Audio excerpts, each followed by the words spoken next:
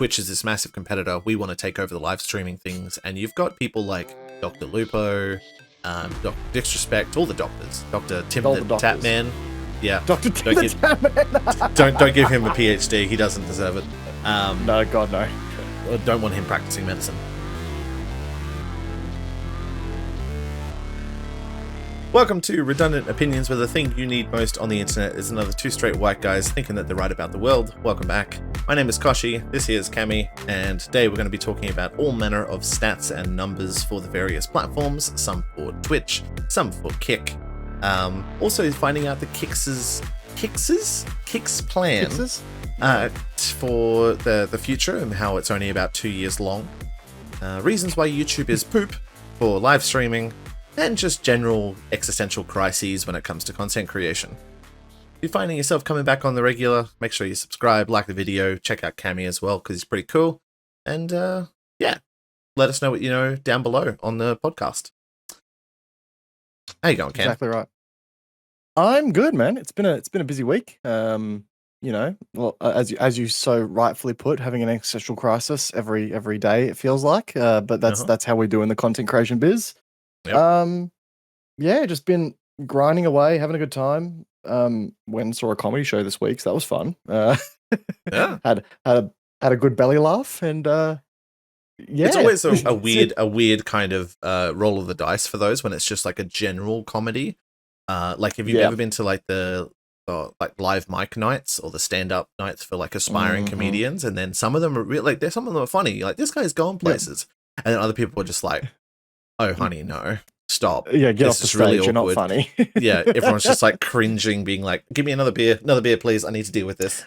Yeah. I years ago, I attended a comedy show, and I promise I'm not making this up, where I think it was like Sydney Comedy Festival or something like that. But there was a woman who so I was going with a mate, and this was a mutual friend of his. She was doing comedy, but as she did it, she started stripping. What? And I wish I was kidding.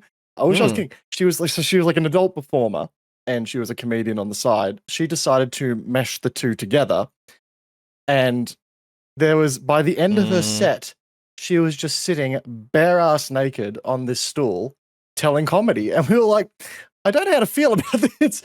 This is very. I'm laughing, but I don't know if I should be. Like, what the hell? Reaching new territory. Yeah. And she was very good in the comedy space. I wasn't sure where to look, quite frankly. That's a very nice chandelier up there. I really like how they've done with the architecture of this building. Anyway, how about yourself? Your mind starts to wander. Yeah, tangents aside. Yeah, not too bad. Looking at different stuff as well, doing work and all of that, which has been good. I think we're both on that kind of just want for a new game where we just want to be able to jump in and play and muck around with, because we're missing a hell of a lot of battle bit at the moment. It's withdrawals, man. Withdrawals. So we ended up jumping back into Counter-Strike, which was pretty fun. Surprisingly fun. That was very interesting to jump back into that after God knows how long, probably a year for me and probably longer for Cami. Couple years for me, yep. But yeah, it was good. I'm not really doing too much else though. It's just kind of work and life and stuff. It's always the balance to find when you're doing content creation as like a side hustle, side hobby, alongside all of your other commitments in life, because you run out of time. It's just how it works. So. Well, sometimes you just want your downtime to just be downtime. Like, I had a couple of days this week where I just kind of sat there and I was like, I just want to watch other people's content on the couch. I don't want to make my own content. Yeah. And but they've also got things like DreamHack coming up where we need to like make content for, and I've got a media pass, so I've got to start writing shit about it. You've got your creator pass. I heard the debacles about that. Did you want to go into the story about that shit? Oh man, it's just. I got an email, so I finally got the email as of Friday, 8:00 at night. So I checked my spam folder. Lord behold, it was in my spam folder, as many other creators reported was the case. Told that all the streaming slots have been filled out, all of the Creator Hub slots have been filled out. I was like, all right, cool, whatever. and they said, but we want you to come anyway, and we'll give you a creator pass, and you can access the creator lounge and stuff like that. At this point, I'd already bought a friggin' ticket because at this, Because it said it was closed. Like I'd assumed I wasn't getting a badge because I'd heard nothing. I'd reached out to them twice, heard nothing. So it is what it is. I was very early on the applications too, which made me even more curious, I guess, as to what the hell was going on. But we're here now. I've got a creator badge. Let's go. You nailed it finally. Yeah, after all the debacles. Hopefully you get a refund. Through Ticketek, man, and if there's ever a company that I know is impossible to get a refund through, and I even clicked the non-refundable option too because I knew I was going, so I was anyway. It's $60 though. It's only $60, so yeah. When you got it through another creator pass, because they had like some of the other creators that got like their actual pass, they got 50% off codes. Yeah, people, which is pretty good. Shout out Zombies Loves Bacon for hooking me up with that one. That was came in clutch, and then apparently I didn't need it anyway. So fuck me, right? Yep. Amazing. Yeah, but anyway, so we're both going to DreamHack as creators or media, which means we've got obligations now and stuff to do. Yeah. So that's when our next podcast will be. Probably with just as much scuffed audio. Yes. I try to clean it up, but we're going to have one microphone, and it's going to be one of those shotgun mics that we have. We might be able to clean it up a little bit. It just depends. We'll be staying in a different location. So maybe it'll be a bit cleaner, but yeah. Hopefully less wooden floors and concrete ceilings might help us out a little bit there. Maybe, yeah. Because we tried to do 2 mics, and it just didn't work because there was so much crosstalk. It was just not going to work. So hopefully the area will be a bit nicer to us for audio, but we'll see. Yeah, we can dream. We can dream. It's tough when you don't have like your curated space to do it. But anyway, we'll cross that bridge when we get to it. Yeah. Speaking of bridges being crossed, Q1 2023 is officially over. Let's go. Oh, that was a terrible segue. Oh no, I appreciate it. It was a reach, but boy did it get there. Yeah, that was a reach through time and the space. Exactly. Because 2023's Q1 has been finished, we get all our wonderful stats, and then as a fan of numbers, we get to have all of these Twitch stats for Q1 quarter 1, and what seems to be some stats for Kick as well. So the first ones come through with some dedicated people kind of looking into the history of the numbers and things like that for that platform as well.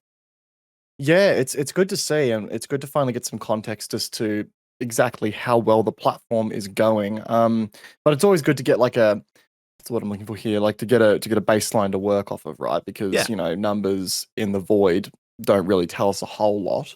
So I guess this is a good opportunity to sort of bring up Twitch's Q1 stats and where we're at. So in Q1 2023, this is all courtesy of CommanderRoot, who, if you don't know, is an excellent sort of stats curator and I would say conduit for a lot of news Twitch related, I think is the best way to put it. Does bots and stuff like that as well, Yeah, bots. That just helps out the community.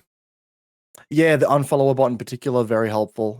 Especially if you get hit by like a huge follow bot incident. So fun times. Anyway, so in Q1 2023, there have been 8,936,308 users which have streamed at least once, which is a lot of people. Comparison to Q4 2022, that's an increase of 300,000, give or take. In fact, almost 300,000 on the dot, believe it or not. Wow. Which is interesting.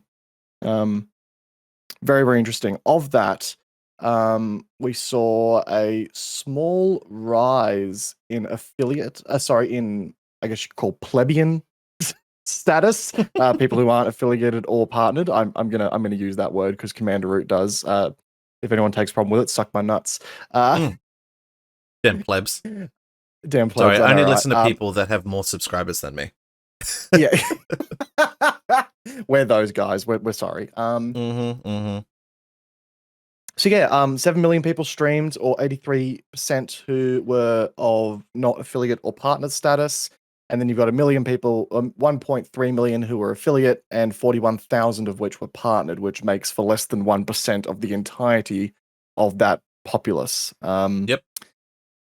it always, like, we've talked about these numbers before for the Q4 2022 stats, Yeah. but it always puts into perspective exactly just how not unlikely, how small the percentages of people that actually make it on Yeah. this And platform. even those people, like a partner, for example, may be making less than minimum wage in a first world country as well. So just because they're a partner doesn't mean that they're like buying Lamborghinis and a house, you know. So that's the 0.01% of those as well. Exactly. So, I mean, yeah, you're talking an infinitesimally small amount. But what I find particularly funny is when you look at the Q1 2023 stats. Mm-hmm. There is a drop of if you require 5 or more if you require 5 or more streams by comparison in that time frame to the people who just streamed at least once, you've got a drop of around about 4.5 million users in the non-affiliate, non-partnered category. So only 2,960,000 people streamed who were of non-monetary status. Just a again, couple. the people that just sort of gave it a go, thought it would work out overnight, it didn't, and never came back. Yeah. Yeah. It's it's really crazy. interesting to see with those kinds of things as well, because it seems like there is like close the tab. There is an overall, I guess, increase in the amount of people that are streaming on the site. So there's still slight growth, but that's still over a 3-month period as well. So it's tricky to really look at. It seems like maybe it has plateaued like a little bit there. Especially when it gets into the higher numbers of streams as well. But yeah, there's a fuck ton more emotes. Where's that list? I can't even see that one. That's the on the first tweet. So there's in Q4 2022 is 11.9 million emotes, and then if you go to Q1 2023, it's 12,700,000. I can only imagine how much just emote hosting costs. Yeah, I mean you've got them in tiny little pixel things, but I guess it would still take up a little bit, like a hard drive or something, probably somewhere. Well, if memories, just a hard drive in a server farm somewhere. Yeah, there you go. Yeah, but you're right. Like there was definitely a huge spike, and I think we were talking about this before we actually kicked off. It's probably a lot of people trying to sort of commit to a new year, new me, New Year's resolution. Sort of, I'm going to start streaming this year, and I'm a streamer now. Yeah. I'm a streamer now. They do it once, they don't get affiliate in the day one, or they don't get that huge raid, and they're like, oh, no, never mind, this ain't for me, bye. And then they sell, then they sell all that expensive hardware they got to stream for half the price and just go, yeah. Yeah, that was a hobby that I tried 3 times. Woo! Let's go! Let's go! So it's interesting to see these kinds of things because it does give that sense of perspective of Twitch is still that premier platform. It's got so many users on it. And this shit's expensive too, so even if those people all just stream for 1 hour, that's still a ton of money that's being outlaid by Twitch to Amazon, I guess, for that streaming service as well.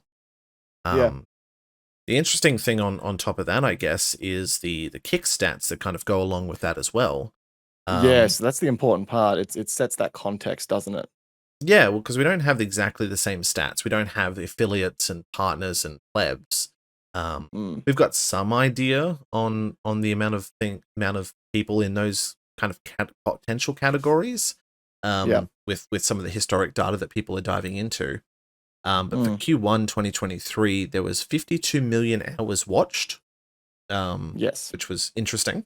And then gambling makes up over 50% of Kick's total watch time out of the top 10 categories, which is not surprising. Crazy. No, it is not. It's 26 million hours of that is gambling, and 18 million hours of that is just chatting. And then the next highest is GTA RP, which is just chatting with extra steps. And it's down at 2 million. Sorry, that caught me off guard. It is. And that's all the way down at 2 million. So you've essentially got like a good 70% of just chatting and gambling in being in the watch time for that. So you better hope you're not a Valorant content creator and moving to Kick, or you're not, playing You're not getting Path of anywhere. Exile or any kind of niche game, there's no discoverability on there because it's just not being watched and played. I mean, okay, so just to draw some, I hadn't thought about doing this before we decided to start this potty, but I'm just going to go get some stats from a video that I released. I'm going to go recently, right, and see what that degree of watch hours actually translates to as far as views are concerned for a 12-minute long video, right? Like just to draw up some degree of perspective of how many views that actually might mean for that particular category. Yeah. So while I'm doing that, I'll let you take the lead for a moment here, just while I'm searching. Yeah, because there's 52 million hours watched, but again, that we don't really know where their stats are coming from because that was that was popped through from a different website, and then there's also been kind of allegations about inflated video and view numbers as well. So are they counting the average views across those people, then timesing it by the amount of hours that those accounts are on? Yeah, exactly. We don't know. And we know that, there's talks of view botting with browsers too. So is that contributing to this as well? Like I can only imagine. Yeah. They don't stop I was going to say, like, because we know that obviously the slots and casino category is massive on Kick. And we know that stake is obviously backing them into a certain extent. Are there just a bunch of embeds on gambling sites, like in little sidebar windows? Yep. Yeah, that could also be inflating the numbers. Yep. So I'm just going and having a look here. Yeah, they don't stop that embed. Okay. Twitch had this issue a little while ago. I remember when I was first starting out, I randomly got featured on a wiki page for The Forest, and I was one of those people that was streaming it just at the right time. So instead of streaming to 4 people, I was streaming to 27. And I was like, what the hell? Where is this all coming from? And then no one's in the chat. Yeah, exactly. How did this happen? I'm like, and then I looked at it. I was looking up something in The Forest, and I saw my stream while I was looking something up while playing the game, and I was like, huh. And so Twitch got rid of that. Yeah. Just sitting there being like, huh? What do you mean by that? Yeah. The stats I was looking for don't actually line up the way I thought they would, so don't worry about it. Don't worry about it. Okay. Yeah, but no, you raise a good point. Like it's hard to sort of quantify these numbers, but what we do have as well on top of sort of the hours watched are some stats from Jakku. I hope I got their name right. They've been looking into sort of the total viewership size of Kick as a platform at the moment. Yep. And what it's translating to as far as like who's got what share of that market. So we'll put all the links in the doobly-doo as well. So yeah, correct. You guys can read up on this in your own time. But the current total viewership size on Kick is about 50,000 viewers with about 3,000 active streams. Now that is not a huge market share at all. No. That is tiny.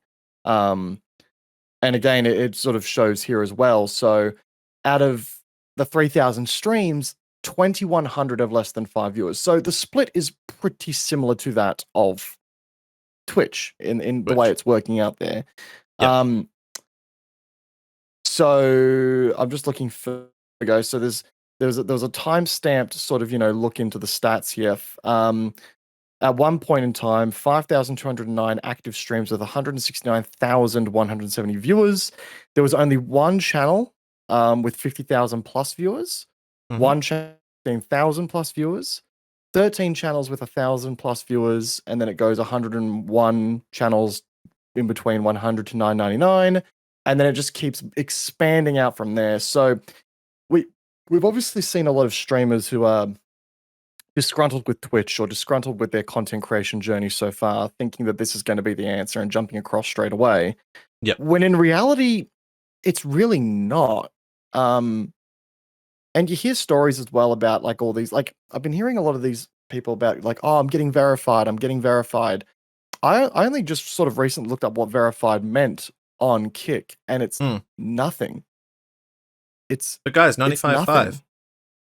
Yeah, exactly. Like there's no notoriety to it at all, and it very much, I think, it sort of goes off of this basis of if everyone's special, no one is in a way, and yeah, like I don't know, like just looking at that and seeing all the people that are sort of jumping onto a platform that promises them so much, yet is actively delivering really not a whole lot because, well, I mean, look, there's nothing really, there's not enough viewers to go around. you run into the No, because situation the again. whales are there taking them all. Again, if you're a 3-viewer Andy on Twitch and you move over to Kick, you're not suddenly going to get 27 viewers. Or if you are, that's more questions than anything else. Like, if Correct. your viewership suddenly spikes for no reason whatsoever, it's like, well, hang on, how is it being inflated essentially? Or, you know, are you getting embedded somewhere on a rotation through a scheme or something like that? Yeah, exactly. It's Yeah. and I mean the stats kind of line up with how Twitch stats line up as well with sort of, you know, partners, affiliates, and plebs, right? So you've got I think this upwards curve, if you will, actually does kind of line up pretty nicely to how Twitch's equivalents would work. So it really does show that just because you've got a green Twitch out there, it doesn't necessarily mean you're going to get instantaneous success, because a lot of other people are going to have the same ideas that you do from a content creation perspective. But that doesn't mean the viewership itself is going to be there to facilitate that huge shift. Yeah. If anything, it's going to give people on Twitch more opportunity, right? Well, that's the people thing. Who are sticking it. The people that are sticking around that are going to do that. But again, it's that question between, do you diversify and jump on the new best thing, or do you stick with what's old and known?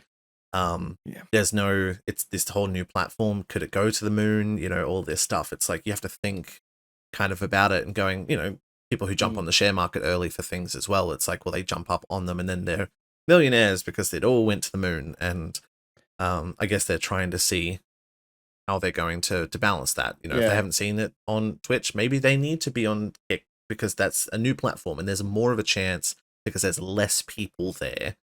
I feel like, but there's also less viewers, so it's. Well, that's the thing. I feel like if you're basing the entirety of your success off of the fact that you're going to do the exact same thing on another platform, and I know this sounds pretty hypocritical for me given what we're going to talk about later on. Yeah. But but if you're basing your entire success off of the platform you're on and not reflecting on the content that you're doing and not making changes to actively improve it and utilizing all of, say, a platform's features, then you're not going to succeed on the new platform. The new platform still has a tiny market share because, again, the cultural background isn't there to back it up. So you're going to run into this situation where just nothing is, it's not going to change for you, isn't it? Well, that's the thing. And the really interesting part is when you try to do the percentage stats on those on Jakku's stats as well, it's really interesting. So when you look at the stuff from CommanderRoot, so we go to the pleb tier, right, as people who don't have, I guess, let's group plebs and affiliates together, and then maybe split them between affiliates and partners. Because what do you need for affiliate? Like 3 average viewers and 50 3 average viewers. I think it's 75 followers, something like that. And you stream, I think it's 3 times in the month. It's nothing. I'm going to use the best set of stats here. So when it had, from Jakku's stats, so 94,000 viewers. So there's 4,141 streamers active at that time that was reported. Oh, yep, I see it. Yep. That one there. So you've got affiliates. So you've got your pleb tier, which is your 1 to 5 viewers and your 0 viewers, right? So you got 1850 plus 684 divided by 4141 multiplied by 100, and you've got 61% of plebs. Yep, there you go. So that is. Now, we don't know how many streams they're doing, how many of all of that, but. No, it's very rudimentary. Comparatively to Twitch, you've got people that have streamed at least once is 83% of plebs. So, you know, in terms of the straight numbers of it, but then they don't have affiliates, and we're just kind of using kind of base numbers there to look at it. Because then you've got one person with above 10,000 and that's it. Yeah. Yeah. And that would be either Trainwrecks or Aiden Ross. Pretty much, yeah. Again, and big people that are gambling and things like that as well. So, the other thing there as well for the numbers, it's that question that you bring into it, but it's also a very American-centric audience. Now, that is the same for Twitch and a lot of other places as well. Same with YouTube. There is a massive American every audience. platform, Every platform has it. But if you are in a non-prime time for Americans zone, so something like Australia, where the prime time on Kick, for example, is at 3 o'clock in the morning. Like, that is when there is 100,000 people on Kick at any one time. That's when it peaks. And it trends up from about midnight up to about 3 o'clock. And it does that pretty regularly each of the days. When it's our kind of peak time, so let's trying to 8 p.m. These dots are really annoying. 13, 14, 15, 16, 17. So let's say 8 p.m. You've still got about 70 to 80K in that area. So it's not too bad, but it does drop off pretty significantly if you're streaming throughout the day on Australian time. So in that afternoon, because that's when a lot of the Americans are sleeping. And I want to say as well, this graph, to play devil's advocate, this graph could be heavily skewed by the stream schedule of the top dogs of this platform.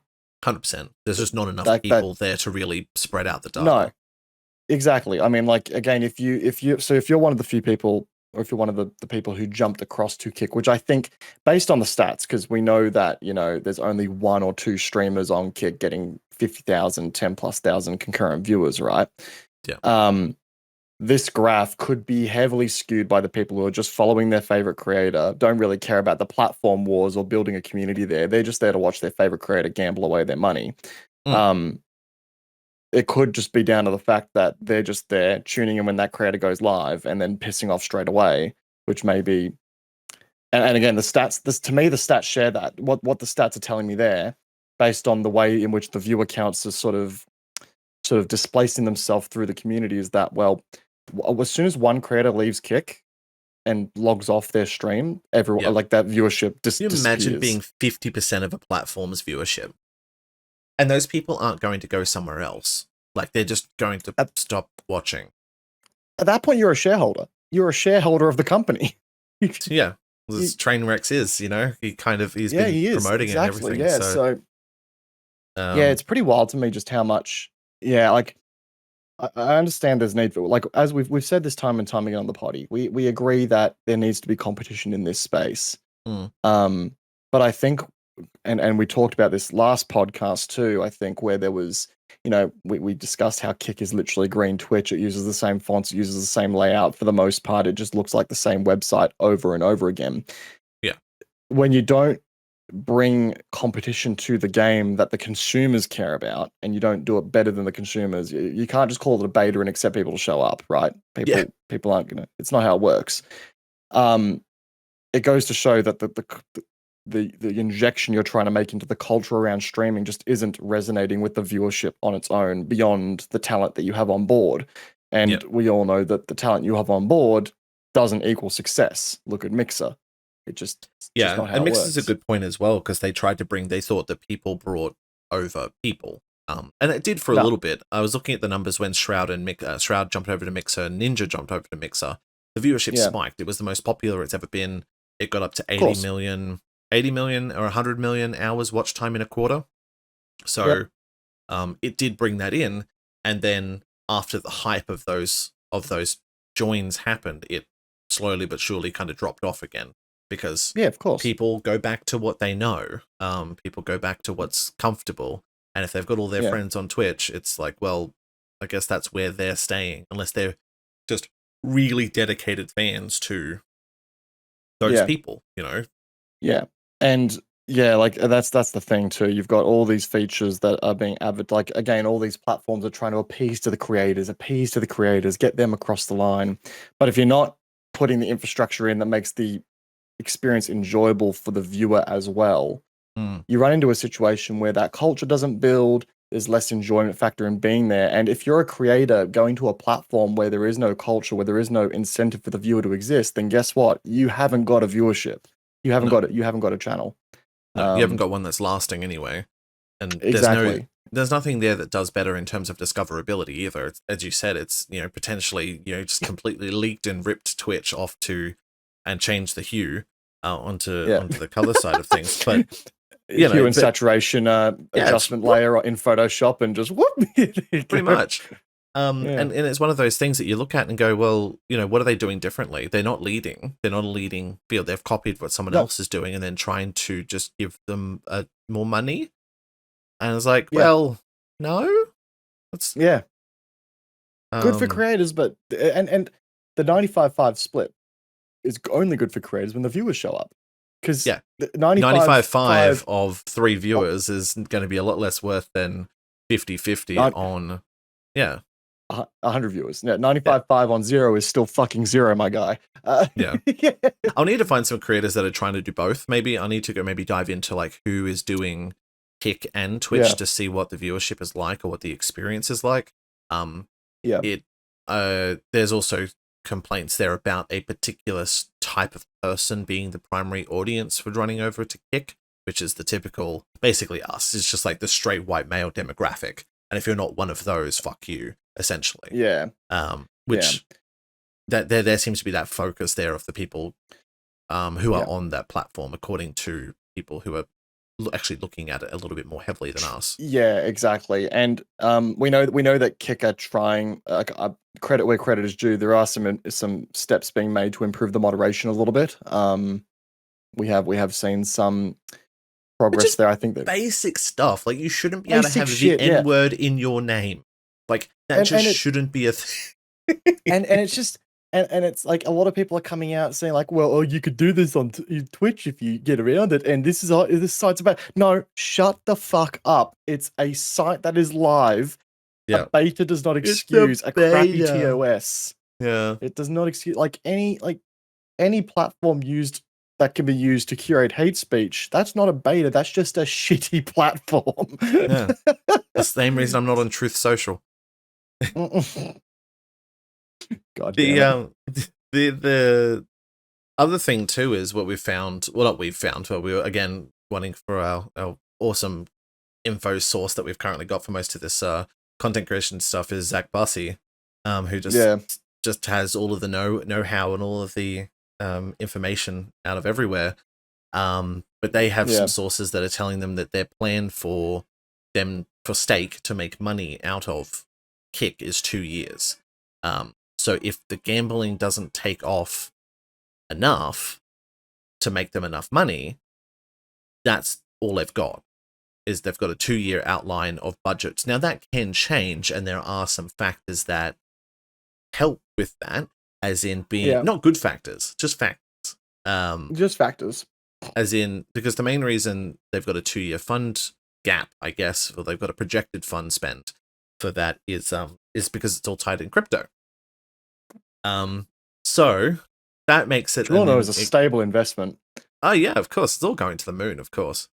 But if crypto goes to the moon, then everything is fine and you're all good. But if it doesn't, if it crashes to $20, one, it's going to be really cheap for us, and then you can pick some up if you really like. If you want to pick some up, fucking go to the moon again. Just buy the dip. Buy the dip. Buy the dip. If it goes down significantly, that'll significantly reduce their amount of time and the amount of resources they have. Considering they are buying the watch time, like the server time, from Amazon. So, like, it's all just money into a pot. And there was a post made by Kick recently, and I loved the irony of this, where their sponsored F1 car went past, like they grabbed a snippet of the F1 cars doing their thing and the Alfa Romeo car passing another one, and they edited the Twitch logo over the car it passed, just to as a silent fuck you. But the irony of that to me is that you're buying Amazon service and then giving it's like, and then painting it green and then go, we're gambling now, okay? You're crypto, gambling it's now. going to the moon.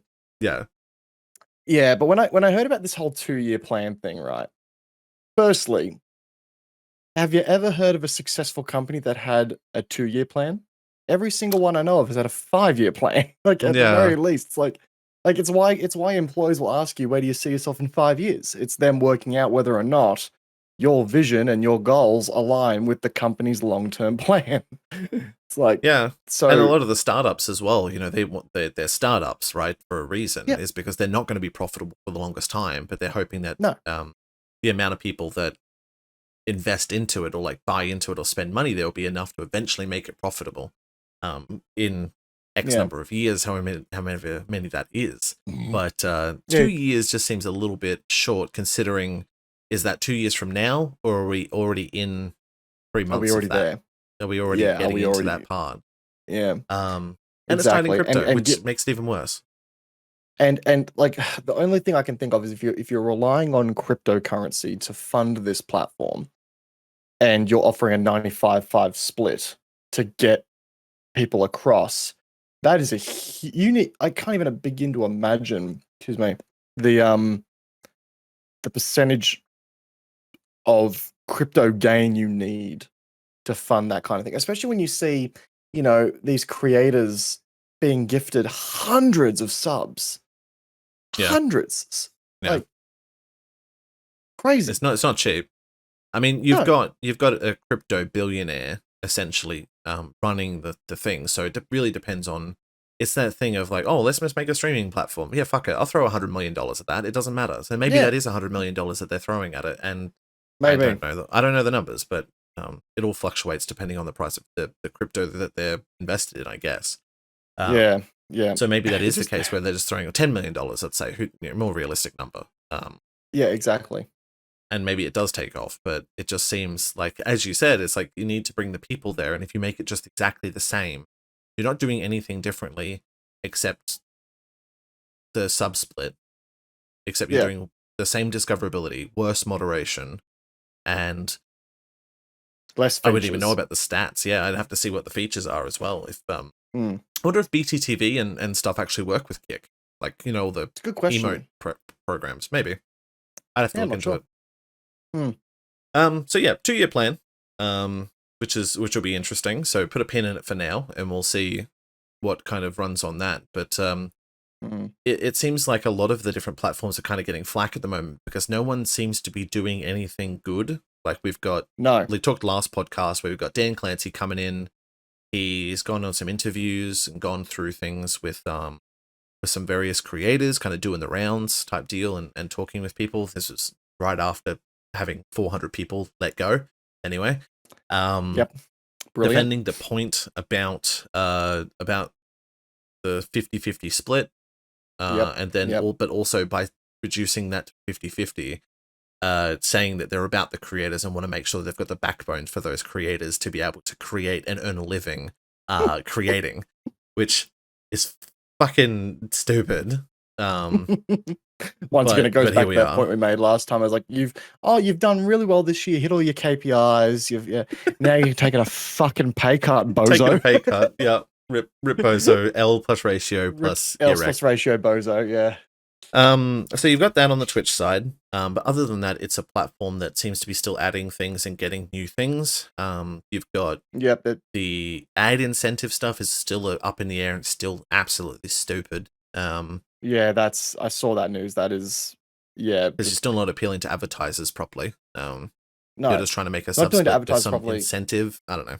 No, and it's not appealing to streamers anymore because they've just ripped out some of the incentive there as well. So there's yeah, I think we talked a little bit ago about how the CPM is going to change wildly based on what the advertisers are going to be doing.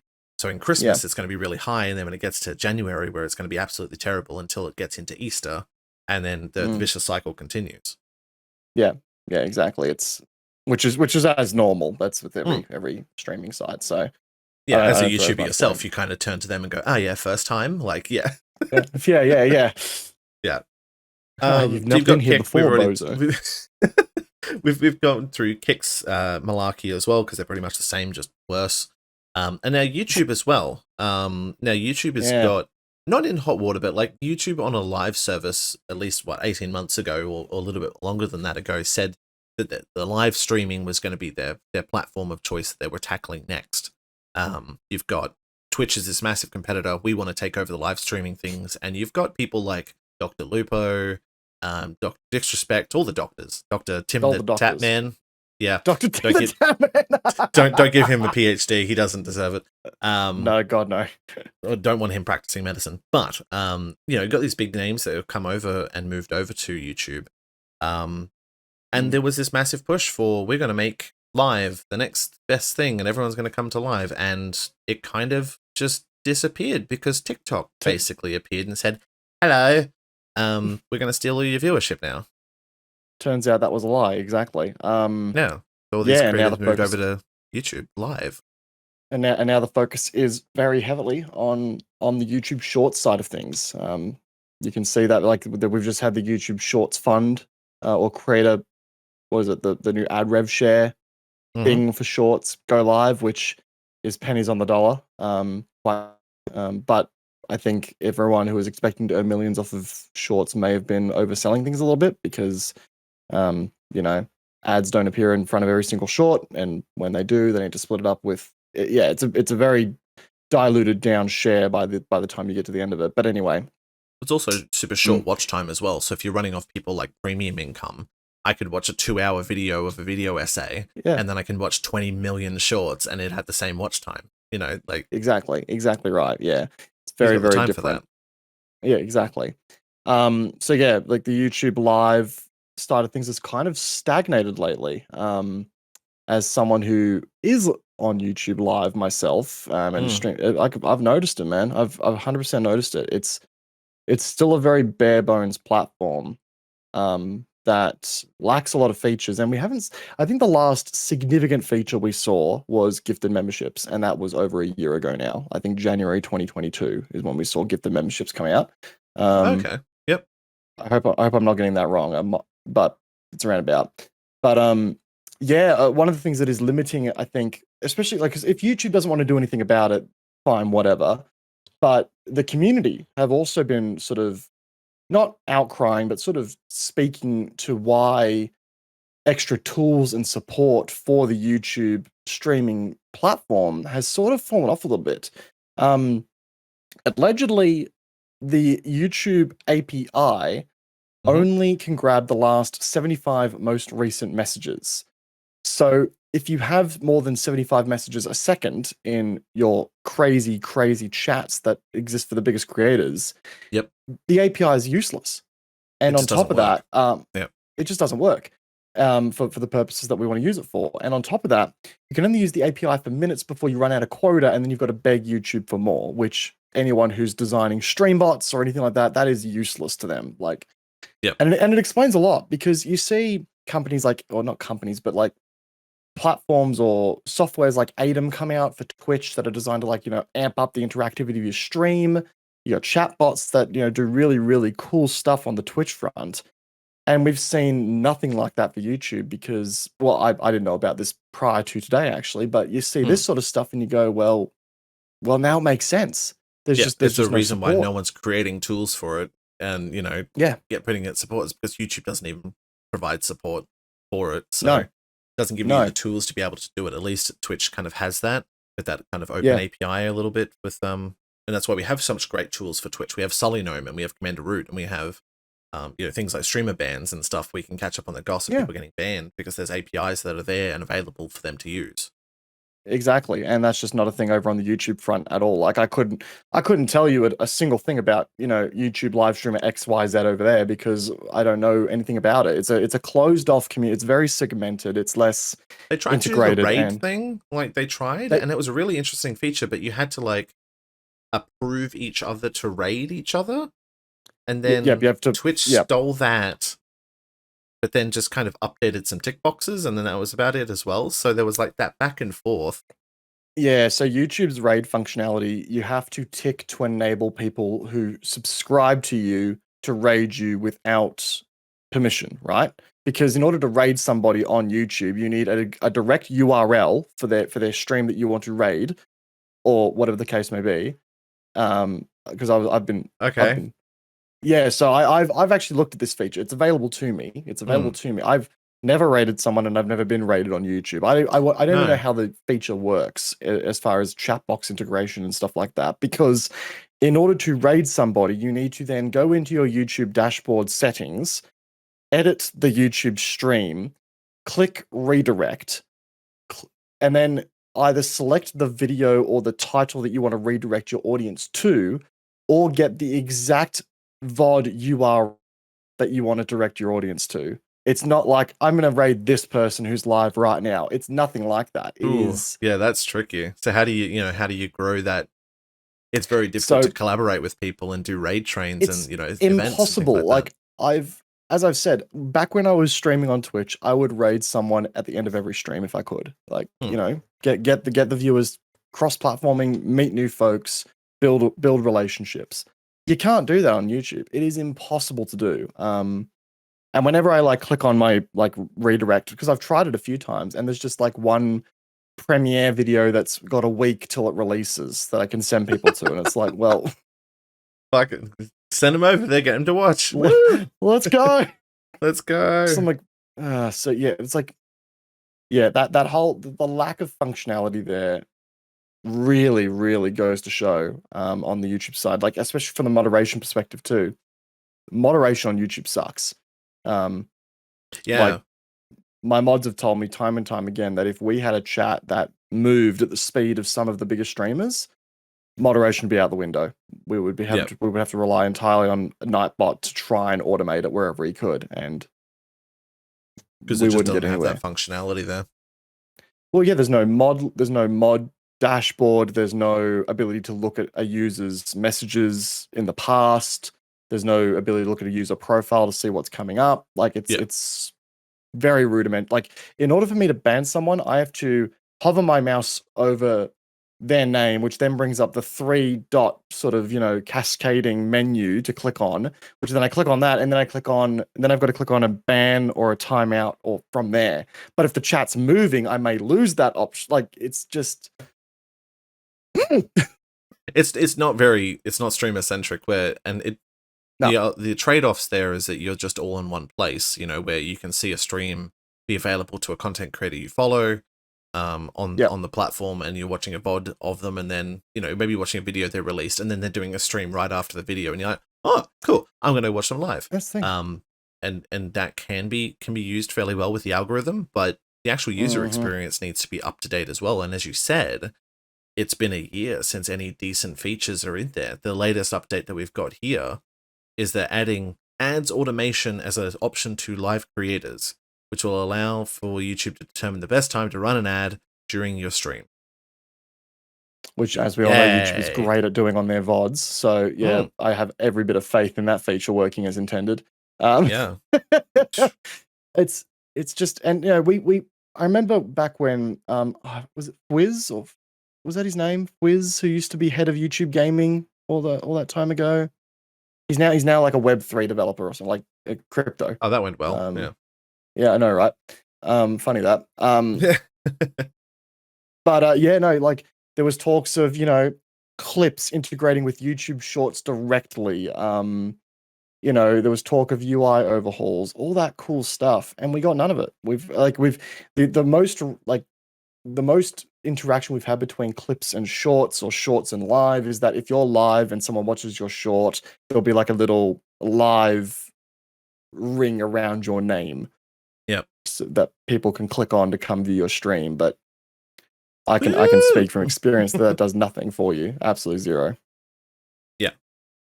And that's the thing. So you kind of got that old bait and switch, because Twitch was on the decline, and it still kind of is. I think it's more of on a plateau now than anything.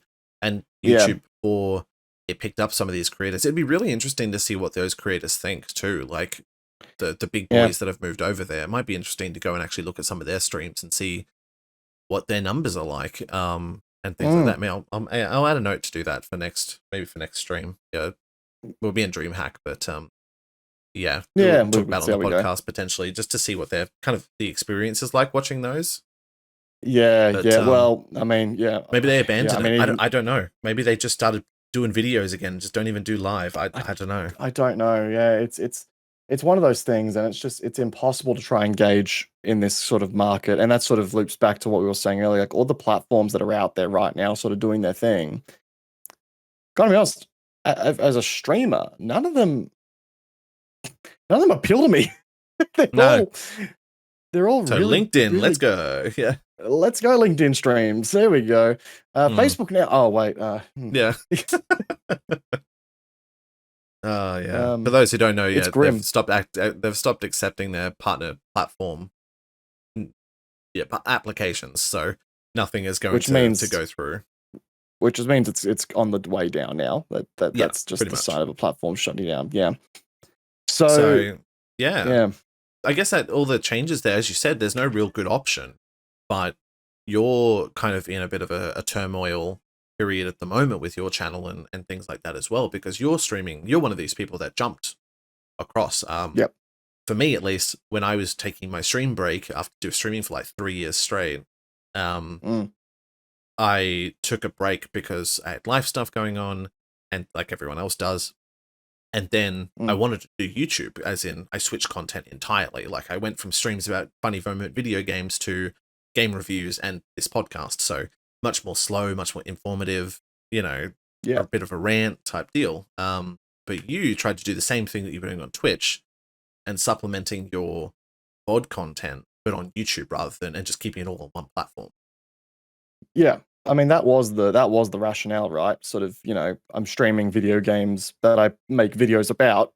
Let's move that experience to the platform where I've got the majority of my followers and try and cohesively dial things in as the platform continues to mature in the live space. Um, and this was Because that's also what off we the were back of, hoping. me getting, yeah, exactly. Me getting off the back of like, the big Twitch leak from 2021 where, payment information, all that shit went out the window and all that fun stuff. Like I was like, yeah, okay, this is the time to give it a go. And YouTube is showing promise. It's gonna be good. And here we are. Yeah. And stats wise, I sort of look at this and go, well, maybe it's time to reevaluate because you and I've had conversations aplenty about this in the lead up to this, and it's yeah, YouTube Live's not looking good. No, It's very especially not for stagnant. smaller creators either.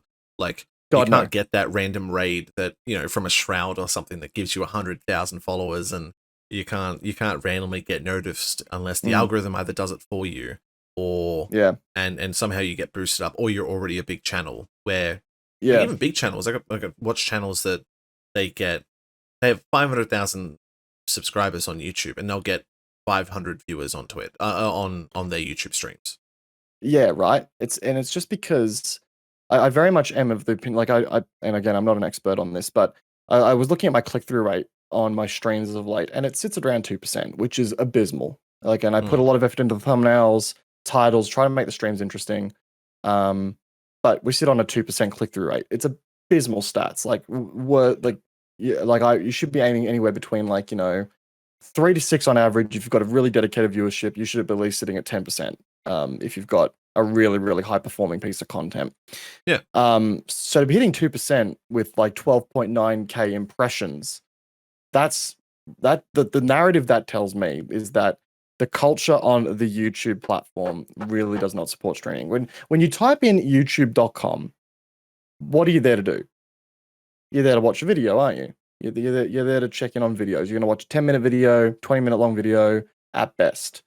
You're not going to sit there and watch an hour long of streaming because that's not what you're there for. It's just incidental that people are streaming on the platform and you may decide to watch it, but it's not what Yeah. you're settled in to do. No, So, I think, yeah, you're the only person I actively watch on YouTube. Like, there are people that are well, there live you on go. YouTube that I watch.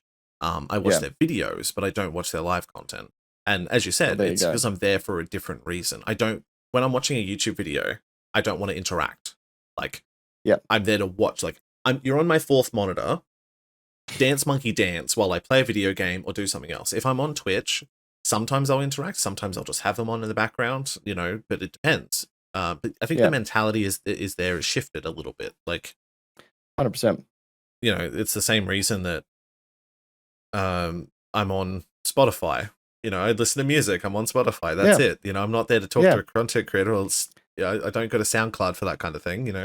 yeah, exactly. And, Each when I website first made has the its move, thing. yeah, and when I first made the move, like it worked for a little while. People were coming across who had never been in my stream before. It was great. We were growing. It was good.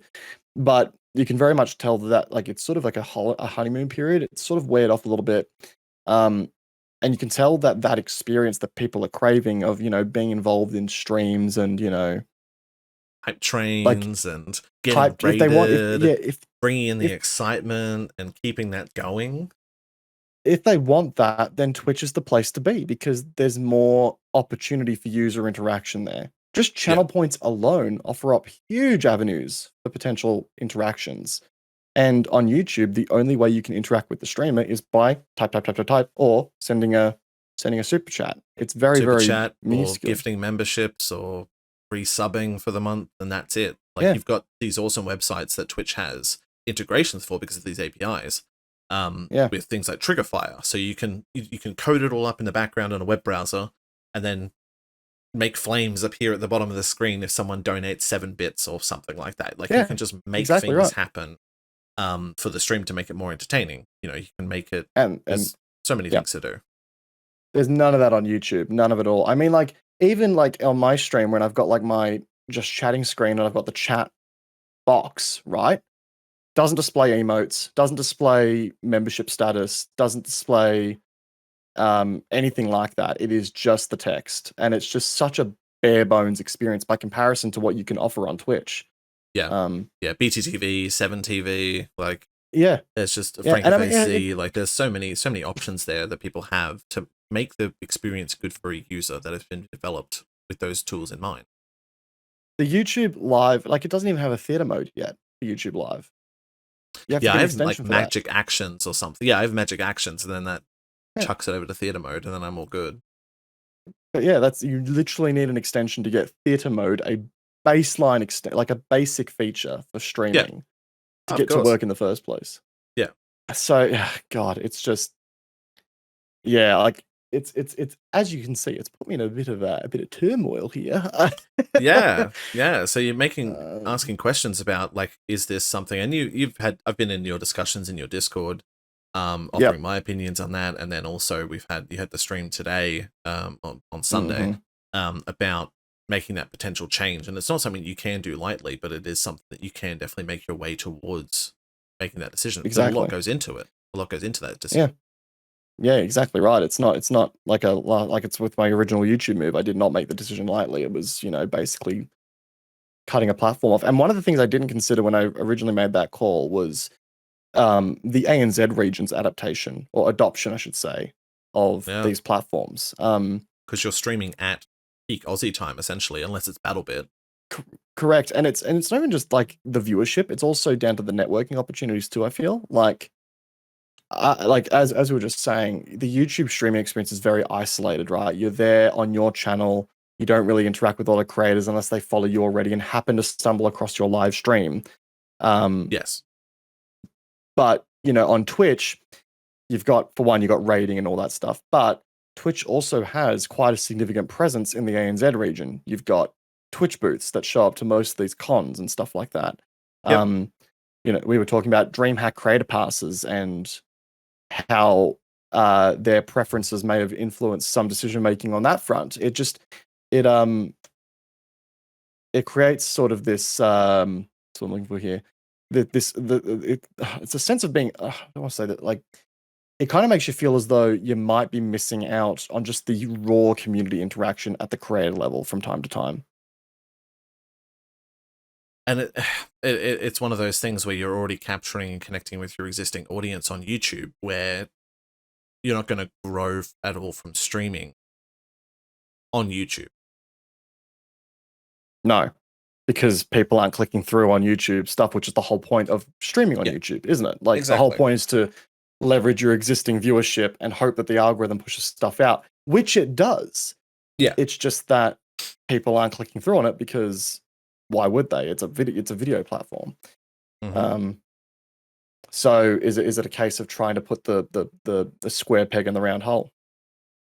I mean, and I think there was another thing that people bring up and people have brought up as well as the restream and the multi-stream type thing, which is something that Twitch doesn't allow, but at the same time, who's going to police it? There's not some, fucking Twitch staff member that's coming into your channel and going, hang on, I'm subscribed to you on YouTube.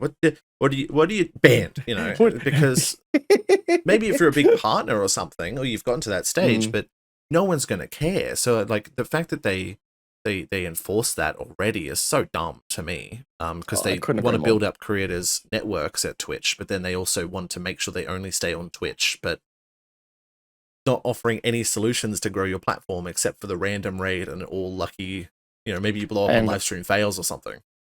And converting your channel and converting your viewers from other platforms to your Twitch. Like that's how you grow. You convert your viewers from an evergreen YouTube video to your Twitch platform. That's how it works. Pretty much. I mean, that's how a lot of the big creators that I followed that did the funny moments videos and all of that stuff, now they stream pretty much full time on Twitch, and they have secondary channels that have stream highlights on a secondary channel on YouTube for those people who want those types of videos. But they'll constantly be streaming, and then they'll I guess finish a stream for 3 or 4 hours, and then they'll go and do a recording session and send that to an editor, and then have a life or whatever. Will do his thing. Yep. Yeah, editor does their thing and whatnot. But yeah, it's kind of interesting to see that Twitch is the only platform that goes, no, you must stay on Twitch. Yeah, it is a bit strange that, and that has sort of come into my decision making factors as well. Like, do I just restream and say fuck it to the man? But the problem with that is, I feel like restreaming very much hurts the interaction as well, because you see, and I know Devin Nash in particular has made quite supportive comments in favor of restreaming, which I take his point. But user experience is a little bit to be desired, though. Like, yes, it is good 100%. to do, and you're getting your face out there. If I can stream on TikTok and Facebook, if you can, and Twitch and YouTube all at the same time, cast the regardless net, if you've exactly. got it. Yeah, cast the net and see what happens. But it also is like where your view on that is like, oh, restream message from YouTube from this person at this time, and you're like, yep, this sucks. And if they've got a different emote in there that's wrong, like it's not going to translate at all. So good luck getting that. Like, yeah, it really dilutes down the experience. And the point of streaming to me, I think the point of streaming that should be for everybody out there is not to capture the widest audience possible. It's to resonate with the audience that you've built on other platforms. And to offer that sort of parasocial opportunity for a relationship, right? In that sick and twisted way. So yeah, by casting that wide net and trying to turn your stream into the widest captivator that you could possibly do, it just doesn't work that way. It just doesn't work that way. It's not what streaming is designed to do by nature, at least not in today's market. No. So we just have to see, I guess, how it goes. It's bringing into the question of whether or not you're going to move over to Twitch as a stream, because your primary content is still here on YouTube. You're still doing your VODs, your scripted videos, and it always will be. And it always will be of that, but you want to be able to connect with your audience with a user experience that's actually decent. That's actually fun for them. And there will be those people that have their hang-ups about it as well. And I'd be taking a pay cut by doing so too, right? Like, if I was to move, there'd be a 20% pay cut essentially, and loss of ability 70-30 to really 50-50. Yeah. Yeah, which is a factor as well. Not to sound shallow as shit, but it is a factor. Sorry, everyone. No, it's always exactly when it comes to that. And yeah, it's one of those. It's one of those things where you just. As I said, it's decisions you can't take lightly. Something I'll be thinking about probably. We'll probably have a drunken conversation about it at DreamHack. Yeah, well, you were talking about it as well, and it got my mind kind of into it as well. And I was meant to do stuff this morning. I was going to get up and make myself some breakfast and like do the washing and stuff. I was like, I haven't streamed for like 2 years. Like, maybe I go and have a look at things and see if things have changed. So I go and update all of my stream overlays, and I realized it was 3 hours, and I should have gone and actually done some things. I was like, shit. So now everything's updated and ready to do a Twitch stream, but at the same time, it's like, then you have to get back into the cycle of if you want to try and do that, if you're trying to do it casually. I've got other videos to do as well. I was going to say, you need to get on the back.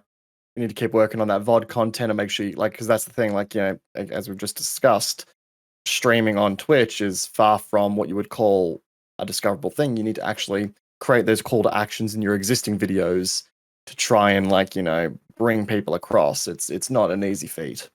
That's it. So it's that question, I guess, of whether you can do it, or maybe you just do it for fun and you do it once a week or once a month or something. Yeah. As you said, it's a good revenue incentive as well. You get your big sub bombs, and you get your hype trains and your bits and your donos and all that stuff as well. from the whales in your channel, or the good friends that like to support you and things like that. You have no idea if that's going to come over.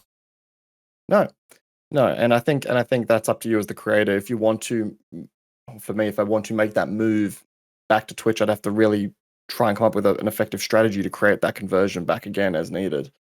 But yeah, it's one of those things where, you know, it's hindsight, right? Like, you know, had I known YouTube wouldn't have been as actionable now as it was going to be when we first started hearing about these updates, would I have moved? Probably not. But that's hindsight. And you know, it's always perfect. As a right? creator, you got to make these decisions. You got to make these changes when you feel like you have to. And Diamond Wing, a long-time viewer of the channel, was in the stream today, and he said, if you're sitting there wondering constantly if you should or shouldn't do it, chances are you should. It's like a job. Yeah, pretty much. Which, you know, got me thinking as well. So yeah, lots to think about, as we've talked about. I'll be in an existential dread of crisis for the next probably few weeks, and getting sleepless nights working out what the hell the next step is. But it's just one of those things. You just change your stream key and change some overlays, and then you're good. I just did it in like 3 hours. What are you talking about? Well, have you different profiles in OBS? You just duplicate it into OBS. You're all good. Well, okay, so that is an advantage, right? Because I've been streaming on 2K resolution on YouTube this whole time, right? That is a good point, actually. Yeah, 6,000 kbps. Woo! So for those who obviously don't see, Cami's video has been choppy pretty much like half the podcast, but the audio has been good. And that's what really matters. But yeah, that's the view you're gonna get if you see Cami on Twitch. Is like that's what you're gonna get. It's just choppy shit sometimes, because it's 6 megabits per second. I'd have to convert everything down to the 936p resolution. That would have to be the play, because or 864. 864. Yeah. One of the two. Two of the options. One's good for just live streaming, and the other one's better for if you're chopping it up into VODs. Like if you're chopping it up, it's better to re-render in, I think, 936p. But I think if you're just doing straight streaming, it's less work on the encoder if you have to do 864p. Someone will correct me if I'm wrong. Someone will correct me. Either or, it's going to be less work on my fucking encoder, Kochie, because right now I'm encoding at 2K resolution. Good point. Yeah, good point. And boy, does my frame rates in game feel it sometimes. I tell you what, if I was streaming, you know, at 936p at the moment, good lord, I'd be fine with every game I play. But you know, it's just not the case of things with 2K. And while it is a nice viewing experience on YouTube, for the clarity, again, people who watch me on YouTube see the quality, but again, if it's not being picked up by a lot of people for the cost of extra quality, then you know, at times, what's the point, right? I guess that is a stat that is missing on the YouTube side, probably, is like how many people are watching in 1440p, how many people are watching in 720p. You don't know. You have no idea. Yep. Exactly. So, like, I honestly don't watch in 1440p, mostly because it chugs resources on my computer that I don't want to watch you on full screen in 1440p because it's so much megabits per second to run that through my GPU. I'd rather have that on the game that I'm playing. I've got 4 screens, for fuck's sake. So yeah, exactly right. And that's exactly, like, again, most people are still running 1080p monitors for high refresh rate resolutions. The only time you ever really notice the quantifiable difference between a 1080 and a 1440p is if you start moving up into 32, 40, 48, 50-inch screens, and you know, big 4K motherfuckers. On 24-inch gaming monitors, you're not going to see a difference there. You're just not going to see it. So, again, am I captivating an audience there by doing that doesn't exist? Like, so many questions, man. So many bloody questions. I tell you, there's no harm in trials. I think that's the best part. Is you're not going to suddenly lose all the people. People will tune into a YouTube stream, and some people will tune into a Twitch stream. At the end of the day, you kind of just pick one, or you pick both, and then you do like a Monday stream on Twitch and a Wednesday stream on YouTube, and then another comment, I think, in your stream where it was like, well, if you want to entice viewers from your YouTube over to Twitch, you could do like a monthly highlights or something like that. I know like Joe Cat does that. Like he just has like, he doesn't stream on YouTube, he streams on Twitch.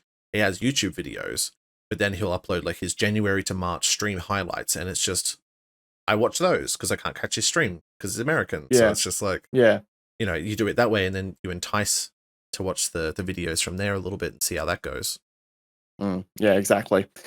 Very tough game to work out. But that's content creation. It's why we love it. It's a constant battle. One that, you know, just comes down to, you know, experimenting, and eventually you'll find something that you like. You're never going to get it right the first time, and sometimes it takes 1, 2, 3, 4, 5, however many tries.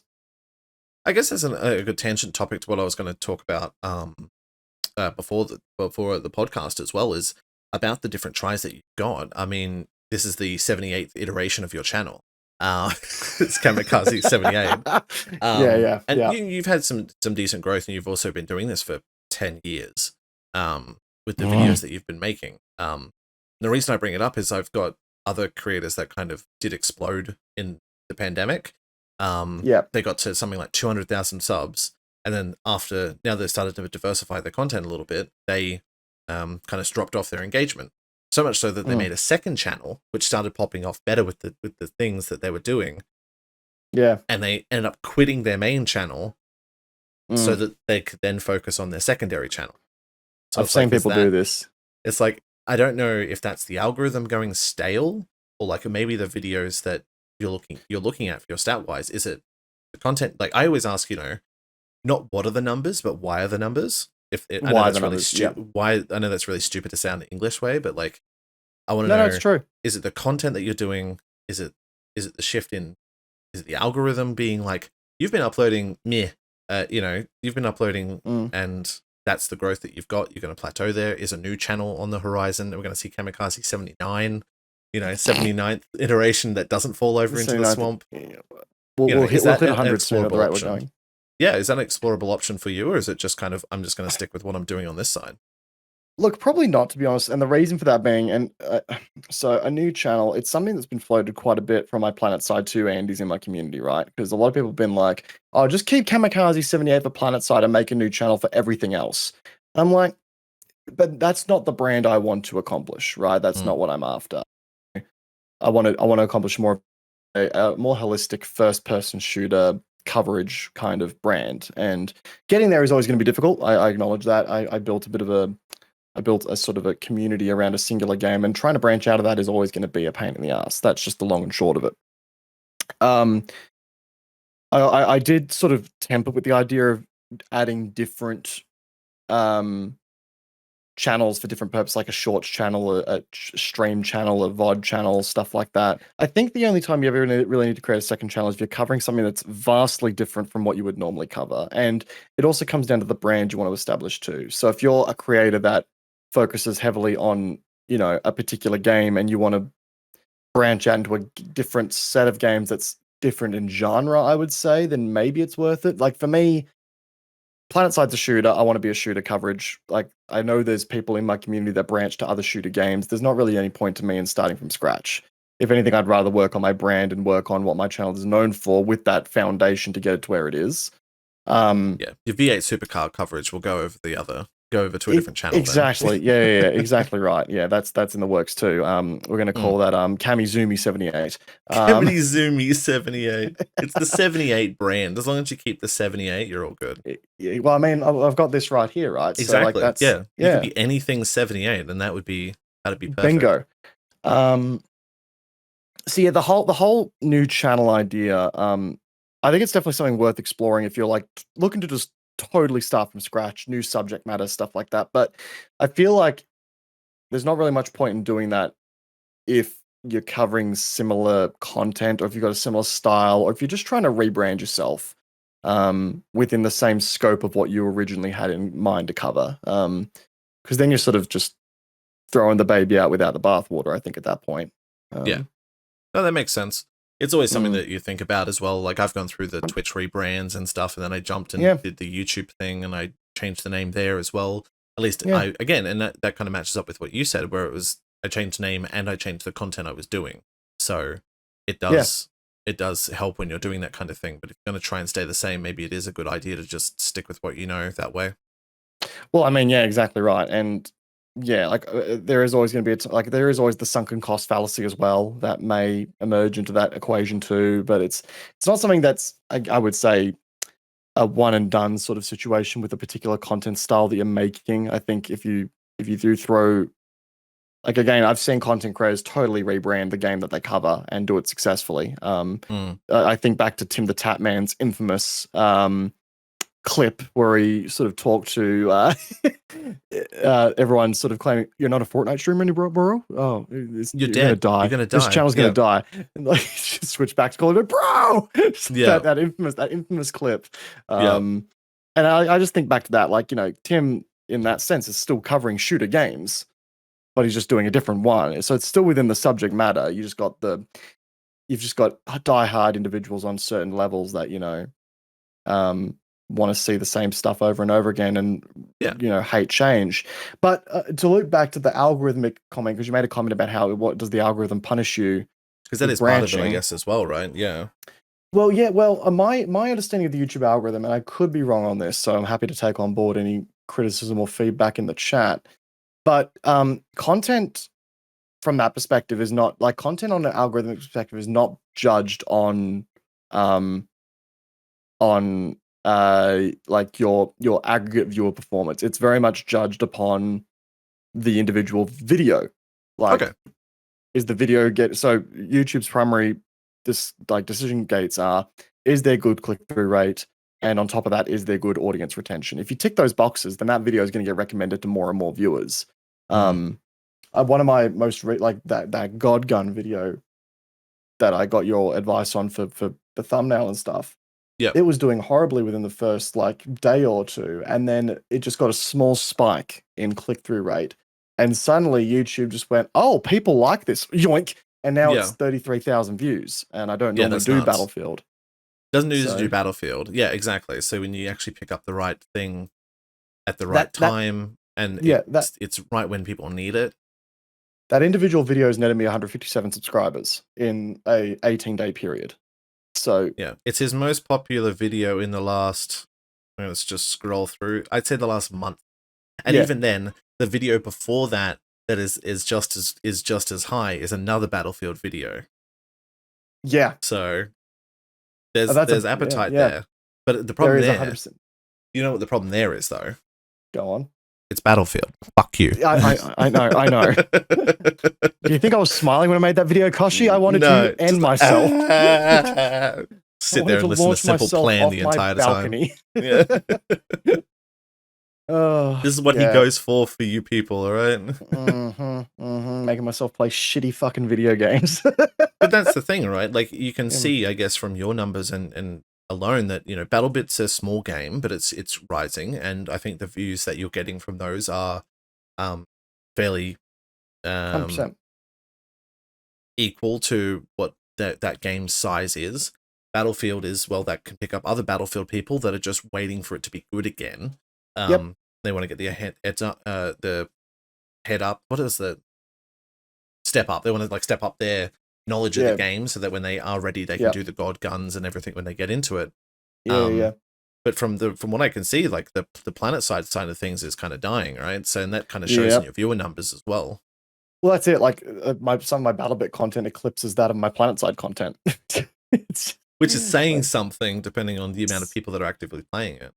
Saying a lot, my guy. So yeah, it's just to loop back to the original conversation topic, I don't think it's always worth throwing the towel in on a channel if you decide you want to make a small change. I think being measured and being reserved in your judgment call there will go a long way in sort of pushing you in the right direction. And you're still gaining subs as you're going as well. Like, you know, I keep keeping track of those numbers and that you're still releasing videos, and regardless, you're still going in numbers and gaining subscribers as well. You're not going down. No, exactly right. So it's just a matter of, you know, not, again, throwing the towel in too early. And as long as you're still enjoying what you do. That's what my question is when these people go and do that. Is like they turn around and I'm like, well, is it? And I go through and I go, well, you changed content. You were making Discord funny moment videos, and then you changed to React content where you're looking at memes for 20 minutes and laughing about it. It's like, those audiences aren't the same. No. Like, I don't watch those videos, but I watch your Discord videos. So, like, what's going on there? Like, I understand it's easier content for you, and it's probably better content for you to do on stream as well. But also, there's that quality loss there as well. Yeah, I think the biggest factor to worry about if you do make a very significant shift in brand like that and shift in what viewers will click on is, sponsors, for example, potential sponsors as you start getting into that mid-tier, large-tier creator. They will look at your size, your subscriber size, and then they'll look at how many views you're getting. And if they see a huge discrepancy there might be some question marks raised. Which might be a reason to do the shift, but if you're doing that, you start from zero anyway, and you're back to square one in the first place. So it's not an easy call to make at all, no matter what you do. No, and it's one of those things that I guess you just got to wait for time and just keep trying to do the same thing you can to the best of your ability, and then you turn around and go, okay, maybe this is working, maybe it's not. You look at the numbers. The numbers are the ones that are telling you. And if you can be self-aware enough for that stuff as well, that it does come into it. You're like, no, I'm making exactly the same content. Like, why are people just not watching? This is stupid. It must be everyone else. It's not me. When really it's not you've me. changed half of your content. Yeah. I'm the best, okay? I am the best, yeah. Oh, very good. Very, very good. But yeah. Yeah. So, bit of insight we'll kind of see how it goes. Maybe we'll see our faces on Twitch at some point in the near future. Who knows? Back on Team Purple, yeah. Back on Team Purple. We've got Team OCE and stuff like that there as well. So having that interaction, you're kind of removed from those stream communities and those stream as well. That is one thing I have noticed in particular, like especially with the Team OCE side, and this is of no fault of Team OCE. This is 100% my own doing. The disconnect there has actually been quite poignant a lot. So it's something I also want to fix. And YouTube, I don't know if it's the platform to do that. It seems to be. It's when it comes to YouTube, it's like very much you. Like you are on that platform, and they're there to look at you. And if they're not looking at you, then they're looking at someone else who's doing it all about them. Like that's kind of it.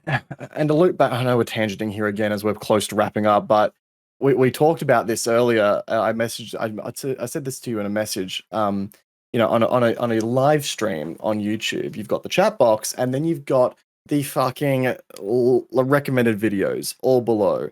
So if there is a single boring moment in your stream, where the user interface experience of being in a live stream on YouTube doesn't help to counterbalance that issue, then keeps you on YouTube, not keeps you on your site. Yeah, exactly. It immediately will yeet you over to another video because they'll send you a video that the algorithm has carefully picked for you. It's brewed up you a nice little video just for you to watch on your cheeky Sunday afternoon. You're gonna click on that, aren't you? Because you got bored of the stream and you've got that immediate gateway to keep you on the platform but not on the stream. And you stay on YouTube, then it's fine. Exactly, and YouTube knows this, and I think that's why. And another reason why live probably isn't performing too well on YouTube, because again, the goal there is not to keep people on live; it's to keep people on YouTube, which normally means getting them on VODs. Which they do very well. They do, they do it very well. It's just a matter of actually getting the rest of the information to the content creators that need it. Like the people who are up and coming with those things and going, from there. So I guess we'll see how it goes. There's no, again, and that's the thing. There is no harm in doing that. Like you're not deleting a channel. You're not going all salted earth, like burn it all down. I hate YouTube for doing this to me. Blah blah blah. So you can easily just go, all right, I'm taking a YouTube stream break. I'm going to stream on Twitch for 2 months, and I'm going to do it for 3 times a week. And if I see good numbers, I'll stick with it. And if I don't see good numbers, well, I'm still releasing VOD content and still doing all of that on YouTube anyway. And the streams will come back, or that's it. You just go over on Twitch and it's not like that content will change because your YouTube is your primary. Exactly. That's never going to change. That's So all interesting factors to consider, and stuff that will, I'm sure, continue to impact our decision making in the long run. Yeah, as we work out what we're doing. We'll definitely see how it goes. Well, I mean, what are you going to work on between now and next episode, which will be at DreamHack in Melbourne? Yes. We're going to set up some fucky-wucky setup over there with one microphone and everything like that. So let's go. You'll see us in the fleshy parts once again in the same room and probably some scuffed setup that'll have edit it in post. Yeah. Until then, what have you got sorted out besides having an existential crisis about streaming? Oh, well, besides that, nothing. No, sorry. Nothing. Yeah, I'm just gonna sit into a fucking bowl. And I'm just gonna be in a fetal position next time you call me. No, so that the entirety of the plane trip over is just. I'll see the Twitch logo at DreamHack and just start manically screaming. Yep. No, so I've got a lot of content on the way, a lot of BattleBit stuff actually planned and in writing, which I'm very much looking forward to releasing. My goal is to get a lot of videos in the back burner ready for while I'm away at DreamHack. So I've got some leave to get there and stuff like that, and hopefully to get me on track. But we'll see how that goes. But that's really it, mate. Just getting that let up and getting ready to get a lot of content out for DreamHack. What about yourself? What have you got in the pipeline? Yeah. Yep. Do some videos, Kochie. Do some videos, Kochie. That's not just this podcast, because the podcast is easy to edit. I know it takes like 3 hours or something to render a 12 gig file, but the editing is easy. And I've even made it more difficult for myself because I add a little intro clip, and I have a little intro now. I did say that, yeah. It's cool. It adds production value, but that's not that hard to do. No. I just make a note during the time that's a funny moment, and then I just add that at the front, and then that's it. Well, think of it this way: you got to get your game expo review out before you go to DreamHack. Don't remind me. I've got the script written. I just haven't, and I've got all the clips there. I just haven't slapped it together yet. It's just, yeah. Life. I'm now going to remind you every day until you do it. Yeah, I'm going to hold you accountable. Get the fucking whip out. Yeah, yeah. I want to do that. I've got a Scars Above video there as well that I want to do. Yep. That can come out whenever. And then that's the thing. It is timing, right? So I got to get TGX out before DreamHack. Then DreamHack will be done. So I want to get DreamHack out, and then I'll start on the normal review content. The hope is to do podcast 1 week, review next week. And I think I've probably mentioned it a few times. It's just, life gets in the way. So when I think of, but then I spent 3 hours of messing with all my stream assets and getting my stream up to date, which if I'm looking at my schedule, I shouldn't be fucking doing that. I should just or playing CS:GO with the boys at late at night on a Friday night, and 2 a.m. followed by a BattleBit stream at 11:30 at night that goes until 3. I shouldn't be doing all those, but I will, because it's just the way of things. It's just what I want to do at that time. So that's exactly right. More power to me. So if you see a video between this podcast and DreamHack, it will be about the Game Expo, and maybe if I'm really into creative mode, you'll see 2 videos. I doubt it, but you might see 2, and then you'll see. I'll get him there, guys. I'll get him there. Yeah, he's always good at getting me there. That's why we're spending a weekend in Melbourne together. That's why we look spent on the podcast afterwards. Yeah. I mean, what? We were spent. Yes. Anyway, on that note, subscribe, do all that fun stuff. We're on Spotify as well, so if you want to check out the audio version of this podcast, which might be the better version, that it won't have Cami's artifacting the entire time if you get distracted by that. So listen to us in the car, or something like that. Check us out. Check Cami out for all of his upcoming content that is way better than mine. And we will see you in the flesh at DreamHack. If you're going, let us know as well. We're going to be having a Team OC meetup, and probably some drinks and some hangouts around there as well. So if you see our faces, I'll be wearing my stupid glasses as per usual. Oh shit. Yep. Around the place as well. So if you see my face, come say hi. And where can they find you, Cami, or the Kamikaze 78? No, Kamikaze 2 electric. No, what was it? Cami Zoomies? Cami Zoomies 78. No, not quite there yet. No. Yep, Kamikaze 78 on YouTube and on Twitter and on TikTok. So go ahead and hit those follows there. It would really be appreciated for more of my dumb rants and opinions on the internet. And will we see another platform added to that in the future? Stay tuned. But that's it. We'll see. That's me. Existential crisis first, then platform swap. Yes. Yes. All right, well, until next time, thanks very much for watching, listening, or putting us in your various orifices, and we'll see you guys next time. Yeah. Bye.